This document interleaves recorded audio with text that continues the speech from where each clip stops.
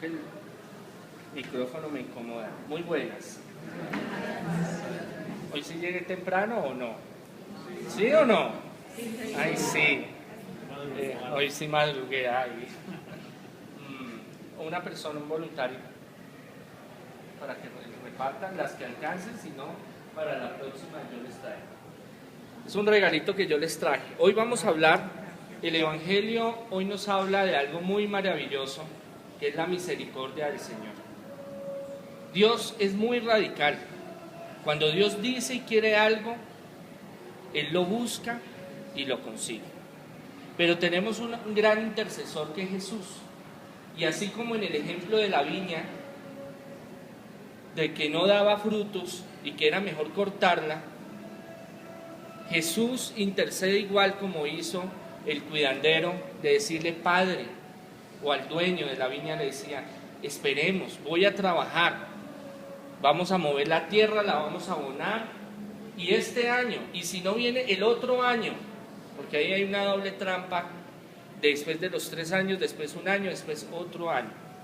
Siempre Jesús está esperando que de nosotros haya cambio, conversión. Siempre la misericordia divina es tan grande y poderosa que no importando el problema, la dificultad, el pecado, el error que se cometa, en un momento dado, el Señor puede borrar y empezar desde ceros nuestra vida, nuestra existencia. Eso nos lo dice San Pablo en su carta y eso nos lo dice el Señor, que es más importante la misericordia que las dificultades. Pero tenemos que entender que Dios es un Dios de orden y es un Dios de pacto y es un Dios de encuentro y de compromiso. Que si nosotros seguimos en ese camino va a pasar lo que decía en el Evangelio de que se iban a condenar. Porque el Señor les decía, ¿y acaso fulanos y sutanos no los asesinaron y eran igual que los otros? Y entonces el que esté libre del pecado, que tire la primera piedra. Aquí no podemos darnos las de santos, menos el Padre. Bueno, yo sí, no mentiras. Todos tenemos errores, nos falta la fe. Ya Dios no nos va a medir si nosotros traspasamos los 10 mandamientos, porque nosotros no robamos, no matamos, pero sí de pronto un favor que necesita alguien, una palabra, una mirada, un favor, un servicio, a veces dudamos, a veces no nos gusta, ahí estamos fallando, y eso es lo que Dios quiere. En sus manos, los que le hayan alcanzado, tienen una laminita, se llama San Próspero de Aquitania. Es un santo, que es el patrono mío, es un santo de la prosperidad espiritual y material. Y la historia de él es una oportunidad que Dios llegó a su vida y que él la tomó y decidió seguirlo. Y ese seguirlo no fue fácil, pero al final de todo recibió un gran premio material y espiritual. Él era un empresario, era un terrateniente que tenía mucho dinero, él vivía muy bien, era un buen hombre, no era un mal hombre, era un buen hombre, como otros santos que eran mujeriegos, tomadores, que tenían muchos problemas. No, él era como los que estamos acá, con errores, con dificultades, pero que tratábamos de llevar una vida decente, una vida hacia los caminos de Dios. Un día Dios le toca el corazón y él empieza a decir que él tiene que buscar algo más, que ya las riquezas o todo lo que él tenía no lo satisfacía, no lo llenaba de esa presencia de Dios.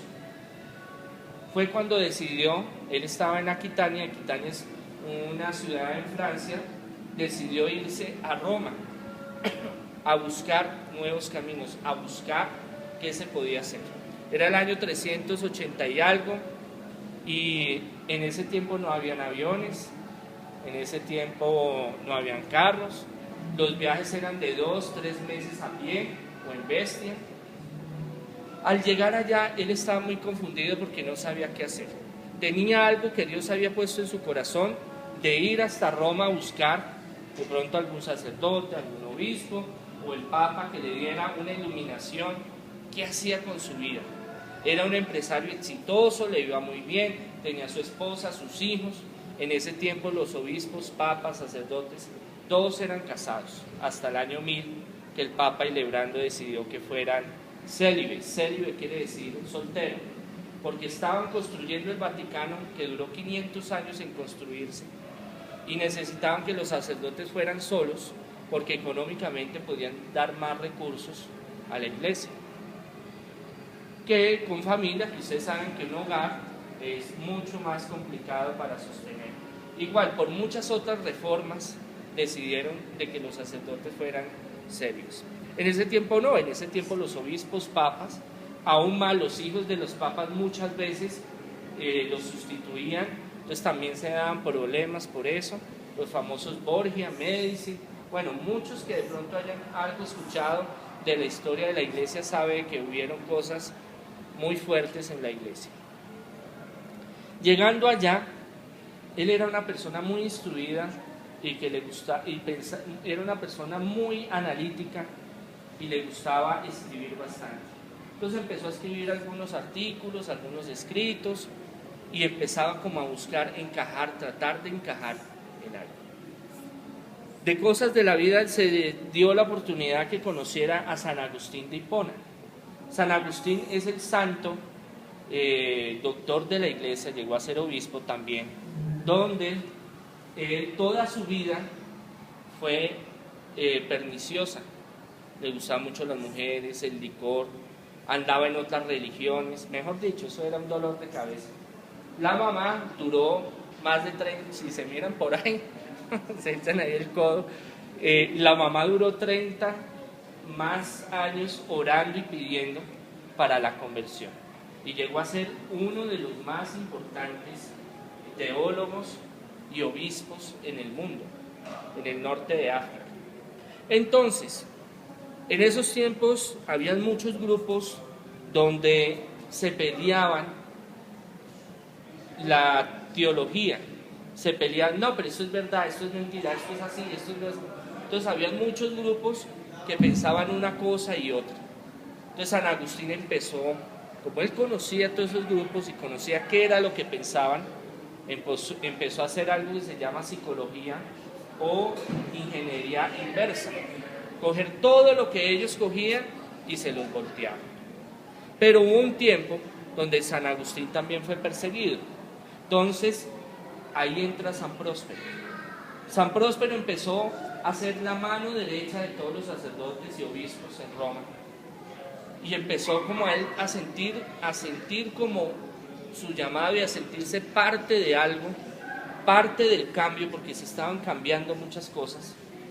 Y él daba sus ideas, y hagamos esto y hagamos lo otro. La gente lo buscaba para que lo asesoraran, para que él los asesorara, para que les iluminara espiritual y materialmente, y Dios le dio un don muy hermoso para esa parte, para ayudar en el progreso, la prosperidad espiritual y material, porque van de la mano. Dios quiere sernos prósperos y bendecidos, eso lo hemos hablado en otras predicaciones. Tanto llega a tener reconocimiento San Próspero, que el mismo y varios papas después lo cogerían como mano derecha para hacer sus documentos, cartas, decisiones importantes, decisiones de guerra también, porque el papa no era solo una figura de la iglesia, sino era políticamente una figura, y donde una mala decisión tomada, eso se volvía. Los reyes de Europa se alzaban y bueno, aquí se volvió la tremenda. Y empieza a hacerse muy amigo de San Agustín, y es a través de San Próspero que él va haciendo de que todo el conocimiento de San Agustín y todo lo que él va haciendo, la iglesia lo reconozca. Porque antes la iglesia lo tenía como a un lado a San Agustín. ¿Por qué? Porque él venía de muchas religiones, de muchos pensamientos, de un pensamiento revolucionario, y como en ese tiempo habían conflictos y pensamientos diferentes en diferentes comunidades, iglesias, congregaciones, San Próspero empieza a ayudarle a organizar a San Agustín, que próximo llega a ser uno de los teólogos más importantes y donde más cambios hay en toda la parte de la Edad Media de la Iglesia. Fue por varios, San Alfonso, San Gregorio, hay varios, pero entre ellos está San Próspero y San Agustín. Muchas veces, queridos hermanos, ahorita la Iglesia está pasando por momentos complicados porque hay un grupo liberal que quiere hacer cambios y hay otro que no, y el Papa, pues ya saben, se fue de retiro, pero sin embargo sigue siendo el Papa y hay muchos problemas que están debajo de la mesa y que pueden salir. Entonces ahorita tenemos que pedir mucho al Señor por la Iglesia universal, no importando la denominación ni la creencia, pero se están viendo momentos difíciles. También todas las profecías apuntan a lo mismo. Del 2012 al 2013 iba a haber cambio de Papa y cambió. Y ese día que se hizo público, no sé si vieron la foto, cayó el rayo en toda la basílica. Entonces son señales de que tenemos que estar orando y pidiéndole al Señor. De que el Señor es tan misericordioso que puede tomar lo más bajo, lo más absurdo, lo menos importante, como lo hizo con San Agustín, o personas como nosotros que ya llevamos un camino espiritual, que seríamos como San Próspero, pero que de ellos Dios los tomó y hizo grandes cosas a través de ellos. Eso es lo que Dios quiere de cada uno de nosotros. Ese mismo sentido que Dios le puso en su corazón a San Próspero, de dejar sus cosas y seguirlo, hacer esa misión que Dios tenía para él, que él no sabía cuál era, pero que con el tiempo lo llegaría a ponerlo en un sitio muy privilegiado, a volverlo obispo, porque San Próspero se convirtió en obispo, y a ser mano derecha de todo el proceso teológico, espiritual, de organización de la Iglesia, que eso es algo muy importante. De esos cambios fue que la Iglesia fue cambiando muchas cosas. Otros cambios, ya después vino la Edad Media y hubieron muchos problemas y así la pasamos. ¿Por qué? Porque donde estamos los seres humanos siempre hay dificultades y hay errores. Si un policía sale e insulta a alguien, nosotros no vamos a decir Pepito Pérez fue el que insultó. Nosotros vamos a decir es que todos los policías son así.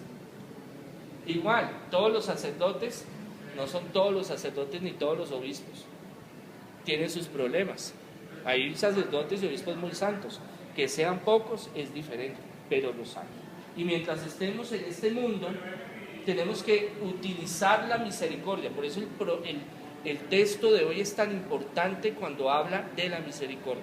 Entonces, en la oración nosotros tenemos que pedir esa misericordia para nosotros, porque todos los días cometemos errores.